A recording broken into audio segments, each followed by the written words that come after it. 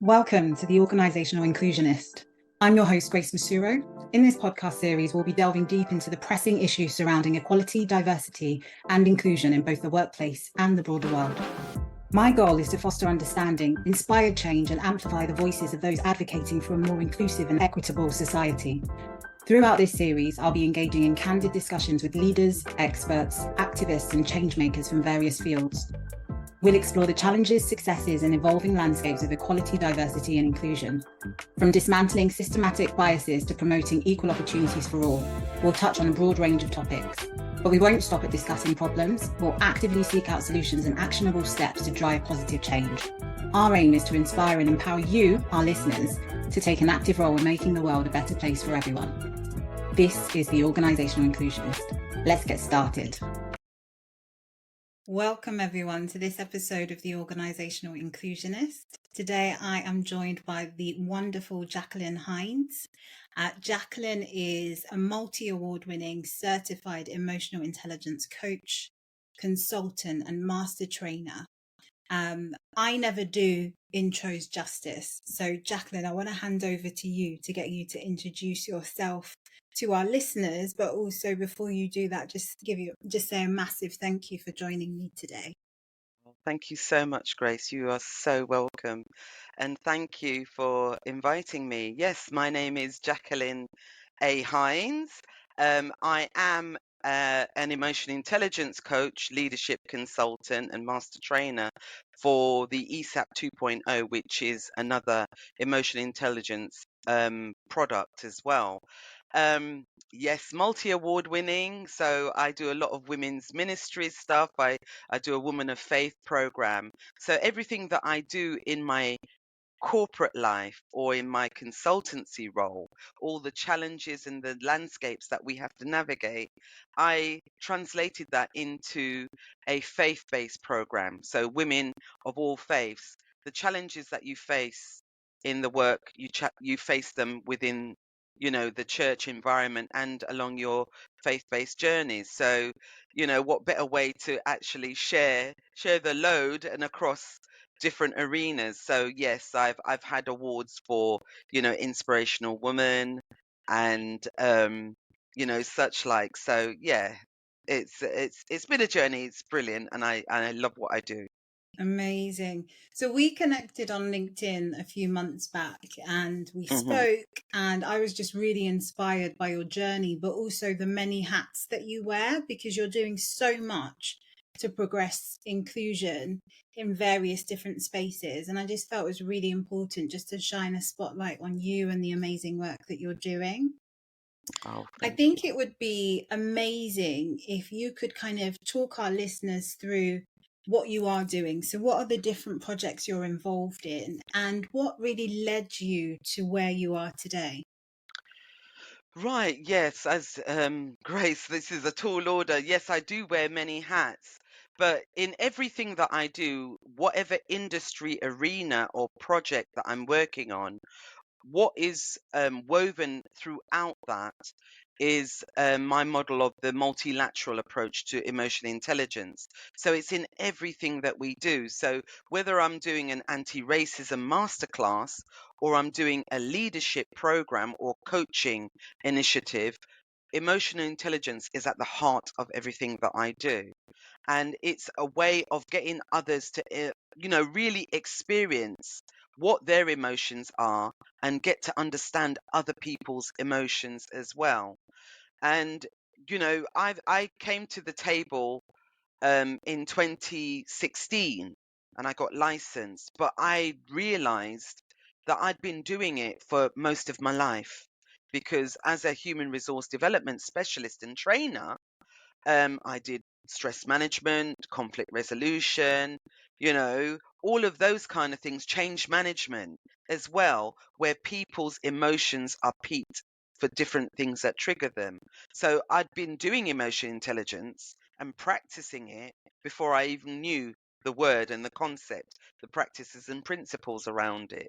And, my interest has been sort of peaked to a point where I needed to get myself licensed, but also I found there were gaps in organizations and the work that was being done across the landscape, not only for EDI, but for inclusion per se, where when individuals talk about inclusivity, it's about what's your definition, and then this is the reality, and this is the landscape that individuals have to navigate.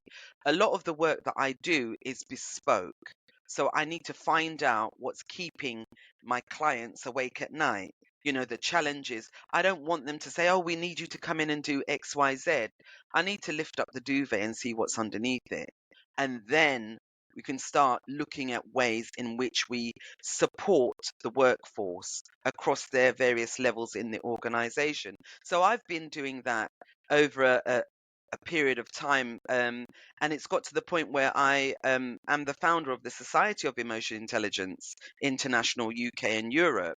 And through the society, I provide my own EQ certification program where individuals get a chance to look at the EISAP model, which is different to the EQI, which is what I'm certified in. The EISAP model is a four segment model that helps people to understand self-awareness, self-management, social awareness, and relationship management. And once you understand the practices and principles of that, whether you're in the working environment, home, or in social settings, you can gain to understand how you can use this knowledge and information in a meaningful way to progress. So, Amazing. that's me in a nutshell, basically. Amazing. Why is emotional intelligence important then, Jacqueline? Well, you know something, like I said, emotional intelligence is in everything that we do. When you think about when you wake up in the morning, you think, right, okay, what am I going to eat? And you may have a dilemma about, right, I'm going for a meeting and I've got some outfits. Your emotions are peaked because you try on an outfit, you think, right, it looks good. Got some, oh, I put on a bit of weight. So your emotions are driving you in a lot of the decisions, most of the decisions that you make. And when you think about your head and your heart, now, Grace, I'm going to say this, as women, we go out, we see, we see certain things, shoes, handbag, dress. Okay, we're going for shopping, but we just happen to see, maybe some shoes, a handbag, or a dress, and we think, oh, brilliant, that's so fantastic, I want to get it. Your head will say, no, you come here for shopping, but your heart will be saying, oh, but it would be so nice, I could wear it to this function. And then your head says to your heart, listen, you've come out to buy the weekly shop. If you buy this, you're going to have to put some other things back. So there's only 14 inches that separate them, but that is where the most conflict arises. So when you think about your head and your heart, when somebody speaks from the heart and they wear their heart on their sleeve, they're not being soft or anything like that. That is their emotions, you know, and you feel things that happen around you more so than other people because you pick up that energy. So you can be emotional about something, but you can still be intact because you understand it from your perspective, and it may not be happening to you, but you can sort of like gain understanding by walking in the individual's shoes so that you can support them better because you're understanding through the emotions. If that happened to me, how would I feel? Okay, you're hurting. What can I do to support you? I can't take your journey for you, but I can support you and keep you company along the way. So, with emotional intelligence, as it is with cultural intelligence, spiritual intelligence, and emotional resilience, that's where the model came from, the multilateral that I formed. And it was through the pandemic. And it works. They work seamlessly together, but they work separately in their own right as well. So, that in a nutshell, again, that's emotional intelligence, but it gives you a snapshot of why it is important and how you can utilize it. Amazing. In the work that I do, when I'm working with organizations to help them create inclusive cultures, one of the things that we talk a lot about is emotional intelligence when it comes to engaging with different cultures and people from different diverse groups, but also Hmm. emotional intelligence when it comes to being open to hearing other people's stories. What Yeah. role do you feel that emotional intelligence plays in inclusion work that people like me and you do? I think by understanding what is going on within the organization, that will give you an insight into what some of the challenges are happening within the workforce, but also it's about understanding the needs and the response to that from the various levels. So you could be called in to support a client in an organization, but you need to understand who you're dealing with, what the challenges are, what the levels are in the organization, and how you're going to engage them, with, what mediums you're going to do so. And it could be coaching, it could be briefings, it could be group exercises, workshops. You need to have an understanding of what the organization wants to get out of it and how they want their workforce upskilled. But for me, I have to look at the top first, because if you are working with emotionally intelligent leaders, they will understand what their workforce need to get the best out of them, right? So if you're emotionally intelligent and you understand the practices and principles about the landscapes that we all have to navigate, especially in the working environment, then you can bring somebody in to say, look, this is what's happening. This is what I want at the outset. And then you signpost the right people to work with to ensure that the work that you do, is, not a one trick pony. They can see the return on their investment, but also you work with all the individuals across the organization, not just the selected few, because what will happen is you'll have a spotlight of brilliant work and the rest of them are in darkness because it's carrying on as normal. So Mm, you help to change and move the organization toward their vision, values and goals. amazing. We talk a lot about the role of empathy in inclusion work and needing to have empathy. So being able to put yourself in somebody else's shoes to a certain Mm. extent. But what kind of connection do you see empathy and emotional intelligence having? Can you be emotionally intelligent without empathy, or are they intertwined in some way? Well, the work that I do, because you've got people that are emotionally intelligent and they don't use it when it comes to certain things. Mm, There's quite a few situations you think this person's emotionally intelligent, but they're not using it because it serves a purpose for them. So they kind of like lock that element of themselves off. So with emotional intelligence, you have to be in tune with your emotions. You really do. You cannot be emotionally intelligent and lack empathy. mm, And the only way that you're going to really find out where you are on your EQ spectrum is to get sort of a licensed person to do an EQ assessment with you, give you the feedback, and if you've got any gaps, because there's no right or wrong, there's just a you where you are now. And mm, certain situations, individuals may feel, oh right, I've got it all sorted, but what's inside you comes out in your report. And the work that I do when I work with individuals, I will sort of like find out, tell me what's keeping you awake at night. Tell me some of your challenges. But I will have their report in front of me and it will say they're low on empathy. And I may not judge them until I start speaking to them and then give them the feedback and say, look, you're low on empathy here. And I'll give you an example. I did some EQ leadership coaching as part of a program for faith leaders. And there was a female pastor. I got her report. I sent her copy. I had the coach's report. And when we had the one-to-one feedback, her empathy was low. And you sort of think, well, you're a pastor, you've got your flock. How can you be low in empathy? But when we got talking, she kind of explained. I said, how did you feel when you got your report? She said, yeah, no, it's really good. She goes, I did note the low in empathy. And I said, well, tell me your understanding. She said, well, as a minister, I have the ministry leads, I have the flock that I have to feed. And she said, when I speak to the ministry leads, I expect them to do the work that they're assigned to do. And she said, it gets to a point where they keep coming back. So she says, the lack of empathy is not me not being empathetic. It's like, I've told you 3 times, I can't give you any more. Go out and do what I've told you to do.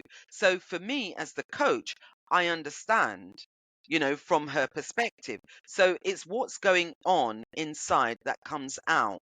And then the feedback that you give them and the coaching that takes place after that is to fill the gaps and level out the spectrum.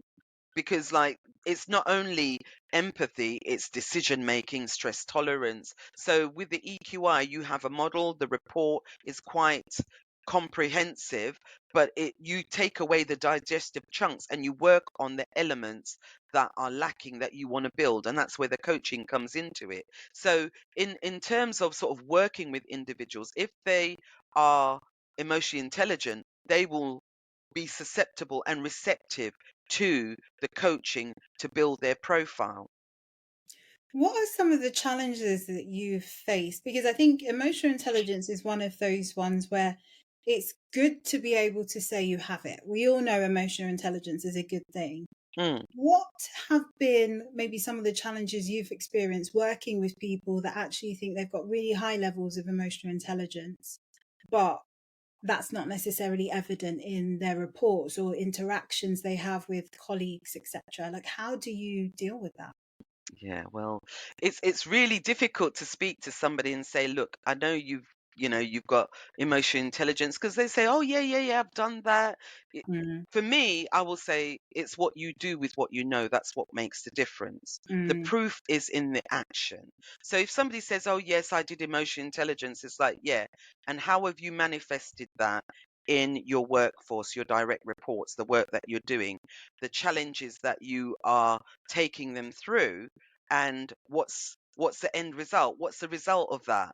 You mm, know, it could be that your staff turnover is astronomical. So, if you're, emotionally intelligent, EI savvy, why is there such a high turnover? Why are they running to the hills and other organizations? So really and truly, it's about leaders being honest with themselves. And what you want for yourself, you have to want for your workforce as well. absolutely. And you don't have to be sort of at the forefront. For me, servant leadership is rolling up your sleeves and supporting your workforce to see the bigger picture. And, you know, if need be at the back, because you don't have to be at the front. You be at the back for the people that are kind of like worried, not sure, just to reassure them and walk with them and show them, look, I'm walking with you. I'm not just giving you the edict and then you go out and have to do it. I'm Mm, here every step of the way. So an emotionally intelligent leader is someone who, as a leader, doesn't have to wear that neon sign or that badge to say leader. mm, It's how they treat their staff, how they include them, how they motivate them, empower them to be better versions of themselves today than they were yesterday, giving them opportunities to actually grow and develop into potential leaders of the future, you know? absolutely. I love that. So, Jacqueline, obviously, you've been doing the work you do for a while now. What keeps you doing it? Like, what is the drive? What gets you up every morning? Oh my days, what kids? People. People are my passion. And for me, it's about getting them to see the bigger picture for themselves. I use a lot of analogies. I'm a storyteller. So when I'm working with individuals, whether it's a workshop, whether it's a certificated program, or even coaching, I will feed them. So the analogy is, you've got somebody who feels disempowered, and then you start feeding them. You see them as the caterpillar, and you feed them the little grass leaves and that, and keep feeding them, and you keep encouraging them and telling them, look, you're doing a great job. Oh, that's fantastic. So you motivate them to sort of like, oh, right, I'm doing a good job. Let me do something else. Mm, And whilst they're feeding, and if you think about the caterpillar, they get sleepy and they think, oh, you know something, I need to rest. So while they're building their cocoon, you go, yeah, I'm still going to feed you. I'm still going to motivate you and speak to you and say, yes, take your rest. Don't worry about it. I'm here when you come out. So Yeah. when they are ready to come out of their cocoon, after all the support that you've given them, you're encouraging them. So if you think about a cocoon and a butterfly, if you cut the cocoon, you will kill the butterfly. The Mm. butterfly has to struggle to get out. And whilst they're struggling and they get out, you say, right, okay, come stand next to me. Let's view the landscape. And that is a way of getting them to let the blood flow to their wings. And once, and then they practice a lot of the things that you've shared with them, supported them with. Once their wings are dry, they're ready to fly, and you Amazing. wish I them love all the that. best. You wish them all the best to go forward, you know. And if they come back, it's really to build on what you've actually supported them with, not to go over what you've already done. I love that. Got this like tagline for you, like creating butterflies or something, like nurturing caterpillars into butterflies. I don't know. Oh, absolutely, I love that for absolutely. you. My tagline is helping individuals to realize, to sort of like unlock, realize their potential, to Mhm. be, the best versions of themselves. I love it. So obviously, I saw you in February at the Ethnicity Pay Gap Summit, which Mm, you hosted one of the panel discussions, but you're yeah. also quite heavily involved in that, aren't you? Can you talk us through kind of your involvement in that? Well, Diane Grayson, my business partner, she's the founder of the Ethnicity Pay Gap campaign. And from its outset, she was always passionate. She's just as passionate as I am about EQ. She's passionate about the ethnicity pay gap. And I remember so many years ago, she was talking about it, and it got her wound up to the point where she wanted to do something about it. So I'm not involved in the campaign per se, like on the board or anything, but I'm part of Synergised, and Synergised Solutions do actually advocate for the ethnicity pay gap campaign, but also we're the consulting arm of Spectral, who do the data reporting, and they were at the summit as well. So Synergized Solutions are the consulting arm for Spectral, but then Diane's also a non-exec director on their board as well. So that's my involvement through the Synergize route, to Amazing, support the actual initiative. Yeah. amazing. And in terms of that event, like I have got I'm going to speak to Diane separately, but Hmm. I absolutely was blown away by that event. I suffer from brain fog, so my attention span is not great for long meetings. And I was worried, particularly after lunch, like once I've eaten, I'm dead to the world. Yeah. That event was so amazing that I was literally like wide awake, alert, engaged, and excited from start to finish. Like, I don't know what you guys put in the food, I don't know what magic you had floating around, but it was absolutely amazing. Like, and for anyone listening, wondering what the Ethnicity Pay Gap Summit is, we're hoping it's going to become an annual thing. So keep an eye out and definitely turn up. But it was such a great event, and your panel discussion was brilliant as well. So just thank you for being part of that, because Oh, we thank you. need change makers like you and Diane in this space continuing to do this work, and we aspire to be a fraction of what you have and the impact that you've had in this space so far. Oh, thank you so much. I It was the first of its kind, and it was kind of like a deal breaker, because when you think of the summit and you think of what was packed into that day and the key individuals on the panels, the presentations, I mean, people were putting their hands up to ask questions, and we had to cut it short because everybody wanted to ask questions. Yeah. It was a fantastic initiative. And, I understand with the graveyard shift, but we were alert all the way through. I did not stop until I got home, took off my shoes, and then flaked out. So for me, I thoroughly enjoyed it, but it was like that wake up call that everyone needed to have, because when you think about the ethnicity pay gap, it's not only from when you start work. You know, we as people of color, you know, especially a black woman near retirement, you see it in the pension pay gap as well, because what you don't get on an equitable basis throughout your working career, you see the result at the end when you get your pension pot, and you Mm, think, wow. So there's other inequalities that reverberate down the line. So it's that awareness and people engaged in that, organizations being transparent and consistent. You know, equity is there for all, not for some. So it's about raising the bar and getting organizations to really do the right thing. absolutely. So I always like to end these sessions with a bit of a call to action. Hmm. So what would your call to action be for any leaders listening and wanting to create more inclusive, emotionally intelligent teams? Like, what would your call to action be? I think my call to action for organizations and for leaders, you know, what you want for yourself, you should want for your workforce as well. You can't expect to bring somebody in, wave a magic wand, and your staff be emotionally intelligent if you're not receptive yourself. To Mm, be a servant leader, you need to do it as well.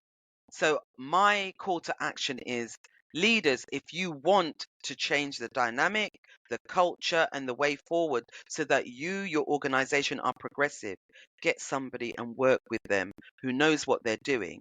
Help shape you as a leader so that then you can disseminate and move your workforce forward together to to actually champion the change that you want to see happening. amazing.